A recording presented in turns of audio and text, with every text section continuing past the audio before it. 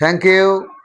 অষ্টম, নবম এবং দশম শ্রেণীর শিক্ষার্থী বিন্দুদের জন্য বোর্ডে একটি ছোট প্রশ্ন অথবা এমসিকিউ উপস্থাপন করা আছে। দেখো, আমি দেখানোর চেষ্টা করছি। এ ইকুয়াল √3 প্লাস √2 হলে এ প্লাস 1 ডিভাইডেড এ ইকুয়াল কত? এইটা আমরা কিন্তু এর মানটা এখান থেকে পাবো, অর্থাৎ দেওয়া আছে। 1 এর মানটা কিন্তু দেওয়া নাই। তাহলে আমরা যদি এখান থেকে লিখি যে দেওয়া আছে, লিখলাম গিভেন দ্যাট দেওয়া আছে এ ইকুয়াল √3 প্লাস √2, সুতরাং 1 ডিভাইডেড এ ইকুয়াল উপরে 1, নিচে √3 প্লাস √2। এখন এই নিচের √2 প্লাস √3 অর্থাৎ √3 প্লাস √2 ভ্যানিশ করে দিতে হবে। ভ্যানিশ করে দিতে হলে কি প্রয়োজন? নিচে বানাবো আমরা a square minus b square. নিচে স্কয়ার মাইনাস b স্কয়ার বানালে কি করতে হবে?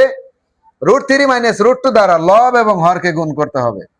তাহলে 1 গুণন √3 মাইনাস √2, এইটা দ্বারা নিচে উপরে অর্থাৎ লব এবং হরকে গুণ করতে হবে। তাহলে √3 প্লাস √2, নিচে √3 মাইনাস √2।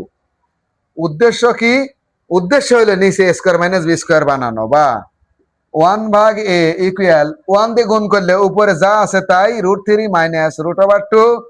নিচে দেখো a plus b into a minus b, এইটা যদি a হয় এটা b হয়, a plus b into a minus b অর্থাৎ a square minus b square, এটা মাইনাস এইটা।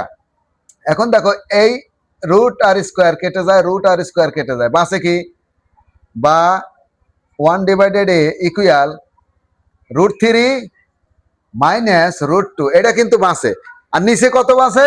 3 বিয়োগ 2, যেহেতু কেটে গেছে এটা 3 বিয়োগ 2 মানে 1, নিচের 1 এর দাম নাই। তাহলে 1/এর মান কিন্তু এই √3 মাইনাস √2 হইল। এখন যদি আমরা এখানে লিখি, আমি প্রশ্নটা মুছে দিলাম, এখান থেকেই যদি আমি করি, এইগুলা যদি মুছে দেই, এখানে যদি শুরু করি, তাহলে দেখো এর মান তো দেওয়াই আছে আমার √3 প্লাস √2 প্লাস 1/এর মান কিন্তু আমরা এই যে বের করছি √3 মাইনাস √2। তাহলে আমরা দিয়ে দিলাম কি √3 মাইনাস √2। এইটার এটা কেটে গেল, কারণ একই জিনিস, একটা যোগ একটা বিয়োগ। তাহলে এই একটা √3, এই একটা √3, তাহলে 2√3। এইটা কিন্তু এই অঙ্কের সমাধান। Thank you.